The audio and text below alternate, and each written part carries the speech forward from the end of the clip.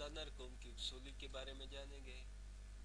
जिसान जो हम रकूम वसूल करके लाए हैं, जो हमने ग्राही की है, तो यहाँ हम खाते का नाम जिसे हमने ग्राही की है, इसका बेनाम है।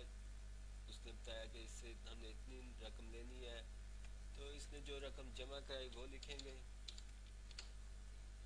ऐसे अगला खाता, इससे हमने जितनी रकम, इसका नाम बनाम है और इसने जितनी जमा कराई है वो लिखेंगे। अगला खाता, इससे हमने जितने लेने हैं और इन्होंने जितने जमा कराए हैं वो लिखेंगे। फिर अगला खाता, इससे हमने जितने बनाम है और इन्होंने जितने जमा कराए हैं वो लिखेंगे। तो ये हमने जो अपने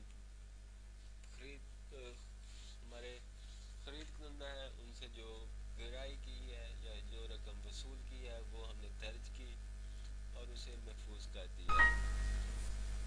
ओके करेंगे तो रोज़ाना रकम की वसूली के बारे में हमने जाना कि जो हम रकम मार्केट से वसूल करके लाते हैं उसका अंदराज कैसे किया जाता है। इस वीडियो में हमने रोज़ाना रकम की वसूली के बारे में जाना।